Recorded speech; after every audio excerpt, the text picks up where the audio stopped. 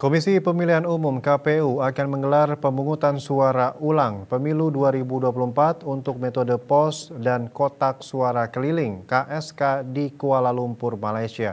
Hal tersebut dikarenakan dua metode pemungutan suara tersebut banyak yang tidak sesuai prosedur, sebagaimana temuan oleh Bawaslu. KPU memutuskan hasil pemungutan suara dua metode tersebut tidak akan dihitung dan akan diulang.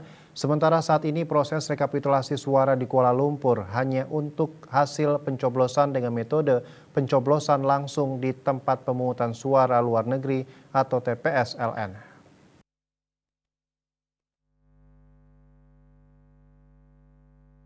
Ketua KPU RI Hashim Ashari dalam keterangan pers di Gedung KPU Jakarta pada Kamis 15 Februari 2024 mengatakan pemungutan suara ulang di Kuala Lumpur, Malaysia diputuskan atas rekomendasi Badan Pengawas Pemilu Bawaslu.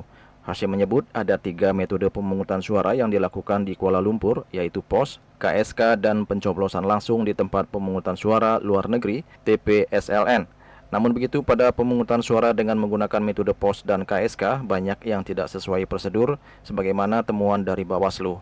Oleh sebab itu, KPU memutuskan hasil pemungutan suara dua metode tersebut tidak akan dihitung dan akan dilakukan pemungutan suara ulang. Sementara untuk saat ini, Hashim menyebut proses rekapitulasi suara di Kuala Lumpur tetap dilakukan, tetapi hanya untuk hasil pencoblosan dengan metode TPS-LN. Rekomendasi Panwaslu Kuala Lumpur itu direkomendasikan untuk penghitungan suara untuk dua metode, yaitu kotak suara keliling dan metode pos, itu dihentikan dulu, tidak diikutkan dalam penghitungan suara. Jadi kalau PPLN Kuala Lumpur mulai tanggal 14-15 itu melakukan penghitungan suara, itu yang boleh hanya untuk metode TPS atau TPS-LN, TPS luar negeri. Untuk metode pos dan metode KSK dihentikan dulu, tidak diikutkan. Untuk metode KSK sesungguhnya penghitungan suara juga bersamaan dengan metode TPS-LN, yaitu 14 dan 15 Februari 2024.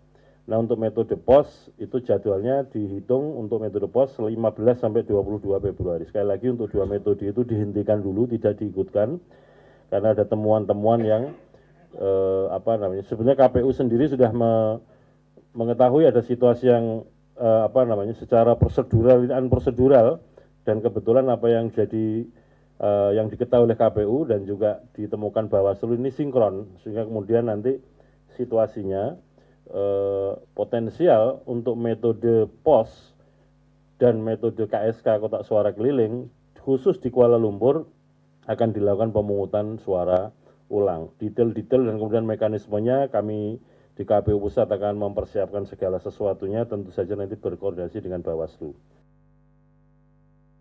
Berdasarkan temuan dari Bawaslu, hanya 12% WNI di Malaysia yang dilakukan pencocokan dan penelitian coklit dari data DP4 Kementerian Luar Negeri yang diterima oleh KPU. Akibatnya banyak surat suara yang dikirim melalui metode pos dikembalikan lagi ke Panitia Pemilihan Luar Negeri (PPLN) karena alamatnya tidak ditemukan.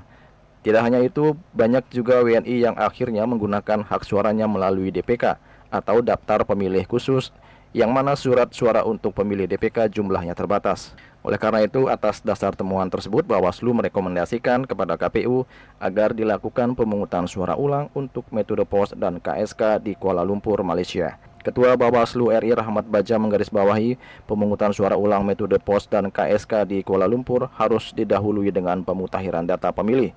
Pemutahiran diperlukan untuk mencegah potensi pemilih mencoblos dua kali. Kami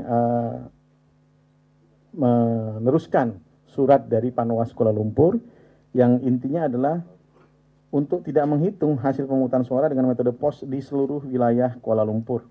Kemudian tidak menghitung hasil pemungutan suara dengan metode kotak suara keliling di seluruh wilayah Kuala Lumpur. Melaksanakan pemungutan suara ulang dengan metode pos dan kotak suara keliling.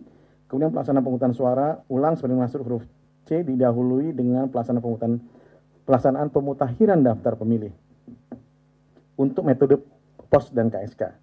Kemudian tidak menetapkan seluruh pemilih yang telah memberikan suara di tempat pemungutan suara Kuala Lumpur sebagai pemilih pada pemungutan suara ulang dengan metode pos dan kotak suara keliling, karena mereka sudah memilih di TPS. Kemudian mengevaluasi metode pos dengan pemilihan metode lain guna menghindari kesalahan atau kejadian yang sama.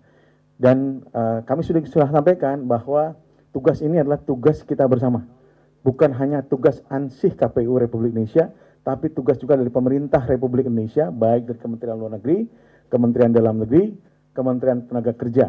Karena pendataan warga negara adalah tugas pemerintah dan kemudian pemutakhirannya oleh KPU. Juli Suharto dan Ketut Sumadiasa melaporkan.